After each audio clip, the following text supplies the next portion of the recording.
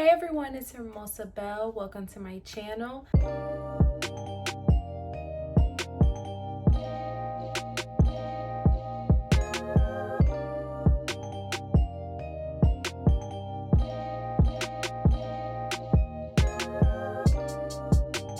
As you guys can see by the title of this video, I'm going to be giving out tips and pointers for the TEAS exam. The TEAS exam is an entrance exam for nursing schools, and for a lot of us pre-nursing students, it's a very important exam just because nursing programs are very competitive.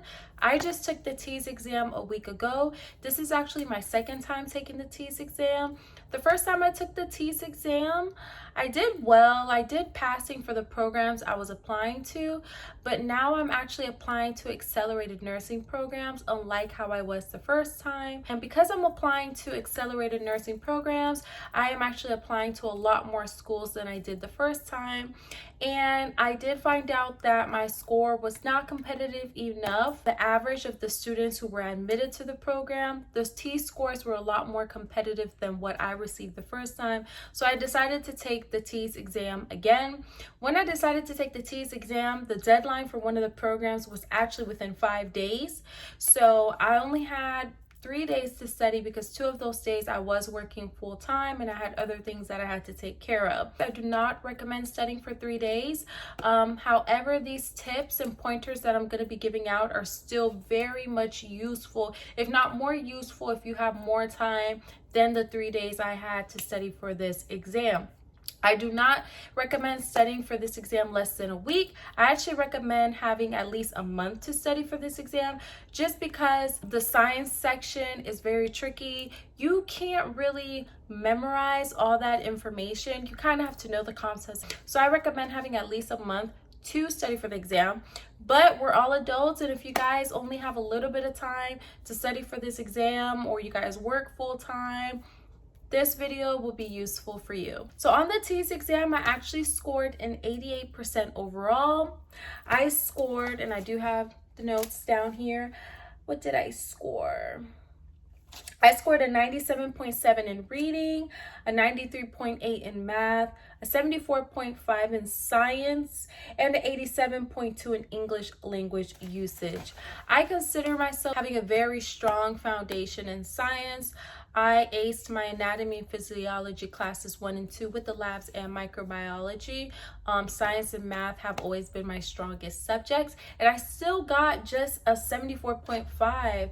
So I really do recommend you guys concentrating on the science section when taking the exam. All right, you guys, so I actually wrote down notes on my laptop of the information that I'm going to be giving you guys to know for the exam. So if you guys see me looking to the side, it's because I am reading those notes. On the ATI website, I actually purchased the practice assessments. I purchased the bundle of the practice assessments with an anatomy and physiology quiz as well after I ordered the tests. After I ordered the test, I actually received a discount that was emailed to me, and I used that discount.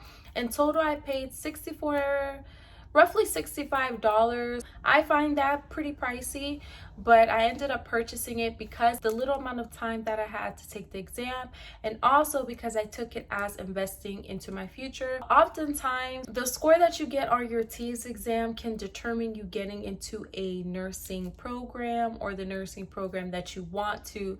So I do highly suggest you guys investing into a good book, a good study material to prepare yourselves for the exam. So the assessment that I bought, I'm actually going to put it in the video right now. The bundle that I bought has 2 practice assessments. One is called B, one is called C. The practice assessments are very similar to the actual exam. The reading and the English and language usage were pretty much identical, just different passages, of course, but the questions, the type of questions that they asked were identical. So I really do recommend purchasing that bundle to prepare yourselves for the TEAS exam. The anatomy and physiology part was helpful. I do not suggest just studying the information on the ATI website is not going to prepare you for the science section. You guys have to really study for that. What I liked about those practice assessments that I purchased from the ATI website was that after you take the exam, you're able to see what areas you need to study and improve on. On the ATI website, there's actually a tab called Improve, and that tab is going to have different sections, and it goes beyond and it gives you some more information. However, when it comes to science, it does not go in deep enough. I feel like it does adequately prepare you for the reading passage and for the English and language uses passage of the exam. The math part, it kind of just tells you what concepts you need to know. It doesn't really give you much examples for you to practice on. That's why I do suggest not just using the Improve tab on ATI. Just to let you guys know, I feel like the Improve tab might only be there for students who have taken the exam already, because it is improving or reviewing. So I'm not sure if that's there for students who have not taken the TEAS exam. Also, with those practice exams, they are set up exactly how the ATI test is going to be. It is first the reading section, then the math section, then the science section, then the English and language uses section. What I loved about those practice exams is that you can actually practice your timing. If you run out during the practice exam, chances are when you take the real TEAS exam, you're going to run out. So that helps you to know how to pace yourself. Also, one little word of advice: when you guys purchase those practice exams and you guys take them, make sure to take a screenshot or write down the questions you get wrong, because it's going to be very time consuming when the test finishes to go back. When you go back to try to study, you actually have to go through each of the sections as if you were taking the test. It's not like the test closes and then you could go back and like zoom through it to review or kind of scroll to the questions. You can't do that. You got to go one by one, and you actually got to answer each question. So I found that really time consuming, and I learned that the hard way when I took the first practice test. But just write those questions down. Another thing that I used to study as well was Myometrics. Myometrics actually has some videos online that are very helpful. I used the Myometrics TEAS study video for science, and I used the one for English and language usage. I really do recommend watching these videos. They helped me a lot. I actually watched those videos the same day that I took the exam. I took the exam at 6 p.m. I woke up at 8 in the morning, and the whole day I was just watching those videos. The videos are roughly like an hour 30 minutes, an hour and 45 minutes. I recommend you guys write the notes down. That's what I did. Here are my notes.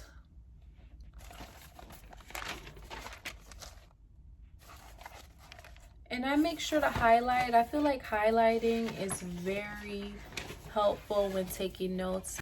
So when you're taking the exam, I feel like it helps you remember the information because you're picturing it in your head highlighted. So now I'm just going to give you some information of what you guys need to know for the exam. I'm going to do it by section, and I'm going to start off with the science section just because I believe that the science section is the most difficult section of the TEAS exam just because of how detailed those questions are.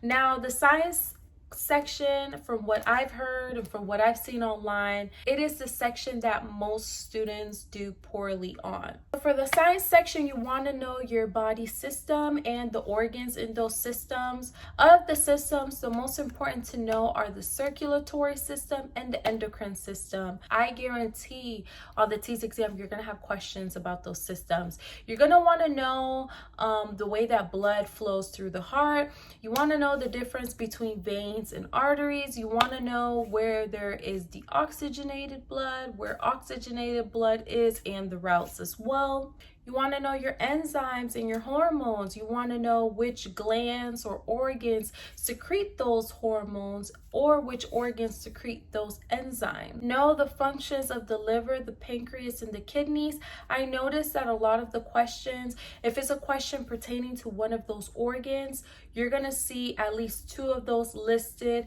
as one of the choices. You want to know the integumentary system. You want to know the different layers of the skin. You want to know what those layers of the skin contain. For example, the dermis contains nerve endings. The dermis contains the blood vessels. You're going to want to know the difference between innate and adaptive defense mechanism. You want to know the gastro system. You want to know which acids, enzymes are secreted. You want to know the functions of the small intestine and the large intestine. You want to know you want to know the different parts of the intestines as well. You're going to want to know the cell anatomy. So you want to know the different parts of the cells and their functions. For example, you're going to want to know what the ribosomes do. You're going to want to know the difference between active and passive transport. Now, chemistry is one of the more difficult sciences.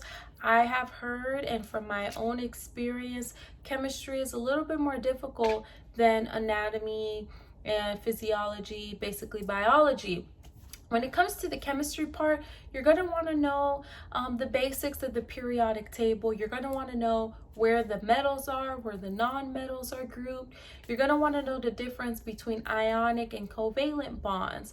You're going to want to know what atomic mass is, what the atomic number is. You're going to want to know the difference between DNA and RNA.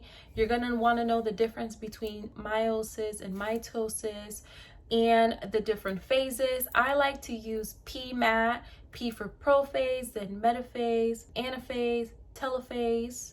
I've had some questions on interphase as well. You want to know what a cation is. You want to know what an anion is.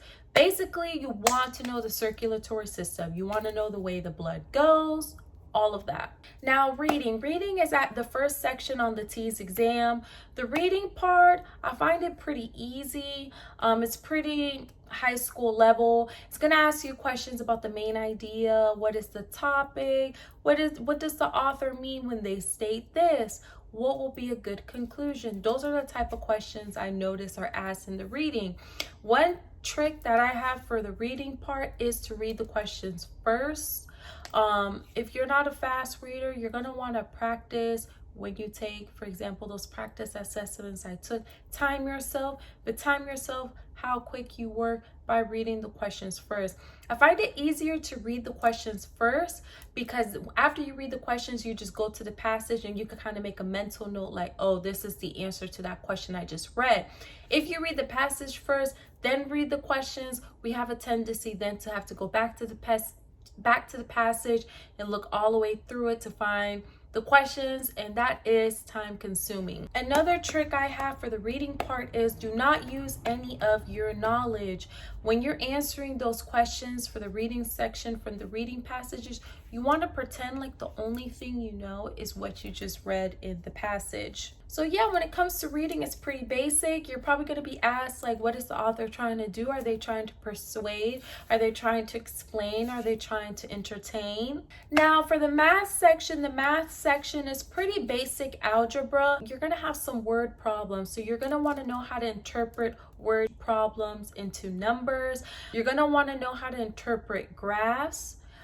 Specifically line graphs, I've noticed. You're going to want to know the basics of converting one unit to another. When it comes to converting one unit to another, some of those units you're going to want to memorize. You're going to want to know how many liters are in a gallon. I had one question like that on the TEAS exam, and I actually had to guess on it because I did not memorize the conversion unit, and it did not give me a key in the question. So you want to know how to work with fractions. If fractions are hard for you, just convert them into decimals, enter them in the calculator, and then once you get your answer, if all the choices are fractions, just convert them into decimals to see which one matches up with the answer you got. For the math section, you're going to want to know percent change, how to convert decimals to fractions and vice versa. Be very comfortable with fractions. You're also going to want to know how to calculate area and volume for different shapes. Specifically, you really want to know how to calculate area and volume for squares, for rectangles, for triangles, and for circles. You're going to want to know how to calculate circumference. I like to use cherry pies delicious. Cherry stands for C, then equals pies is pi, and then delicious is D. So pi times diameter equals circumference. And then for area, apples are 2. So area equals apples, and then R, which is the radius, 2. So radius squared equals the area.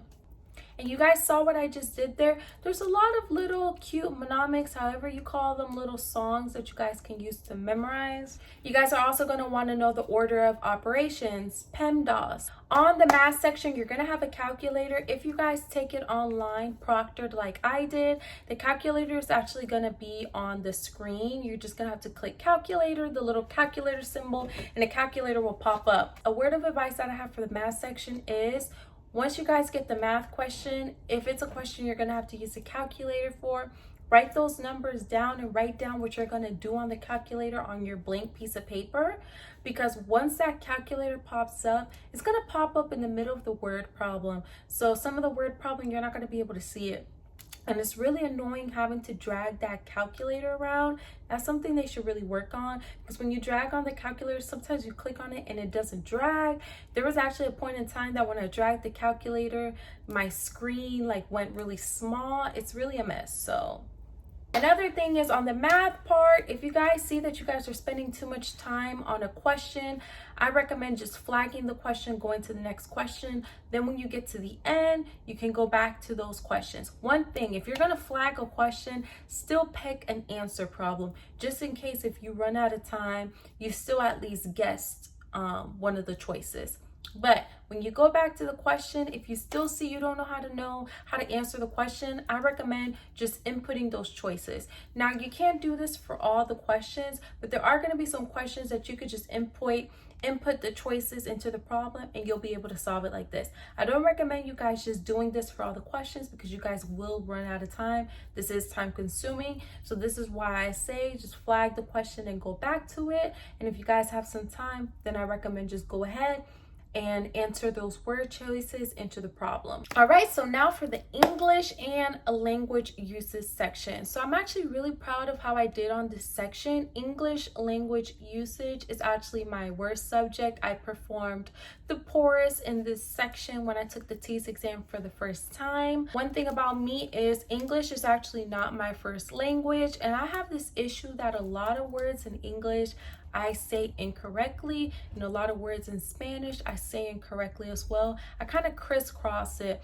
So for a lot of you guys out there where English is not your first language, you guys can find this section to be difficult. So here is a word of advice of some things I recommend you guys to know, so you guys could boost your score up in the English and language usage section. So for this section, you're going to want to know the basic components of a sentence. You're going to want to know what a verb is, an adverb is. You're going to also want to know what a noun is. You're going to want to know when to use is or are. You're going to want to know when to use a comma or to use a semicolon. I promise you guys, you're going to have a question on the reading section where it's going to tell you which sentence is correct. One of the options is going to use a comma. One of the options is going to use a semicolon. You're going to want to know your subject verb tense, what is correct. You're going to have some questions where it's going to ask you which of the options is correct. Some of those options are going to have words in past tense when it's supposed to be in present tense. Some of the options are going to have some words in future tense. You're also going to want to know the difference between active and passive voice. I noticed on the practice exams and on my actual exam, the actual TEAS exam that I took, I had a question that asked me to convert a sentence from passive voice to active voice. You're going to want to know your capitalization rules. For example, you're going to want to know to capitalize cities. You're going to want to know your plurals and the irregulars as well. Like for example, deer. Deer is the same when it's one deer and when it's many deer. You're going to want to know to use I before E except after C, but you're also going to want to know the exceptions. I've noticed on the exam that I took and on the practice exams that usually when it comes to a question regarding that subject, they're going to give you an irregular. So for example, an irregular when it comes to that rule is when you have the A sound, so the long A sound. So for example, wait. When it comes to wait, it's an exception to the rule I before E comes after C. It's actually E before I when there is no C before it. You're going to want to know when to use apostrophes. Are you going to put the apostrophe before the S, after the S? You guys need to know as well, what is a simple sentence? What is a compound sentence? What is a compound complex sentence? And when it comes to the sentence, you guys are also going to want to know how to determine what is the subject, what is the predicate. I really hope that this video was helpful to all of you guys watching it. I wish you all the best. I wish you guys all good luck. You guys are going to do awesome on the TEAS exam. If you guys don't do well, don't get discouraged. You guys can always retake the exam within 30 days. That's why I do advise to take this exam months before the deadlines of the nursing application deadlines, because you might have to take the exam again, or even if you do pass, you might want to increase your score a little more, because after you take the exam, you'll be able to see which areas you need to study more and improve on. So yeah, if this video was helpful, make sure to give the video a thumbs up, a like. Make sure to share this video as well. I recommend, if you guys have any other questions, I recommend going on All Nurses. All Nurses is like the Reddit of nurses, I guess you could call it like that. But I found that All Nurses is really helpful. I speak to a lot of other pre-nursing students on there as well. So yeah, make sure to like this video. I'm gonna have some more videos about nursing coming up as well once I start the nursing program. I just have a lot of confidence that I'm gonna get into the program I want to get into. So be on the lookout for those videos as well.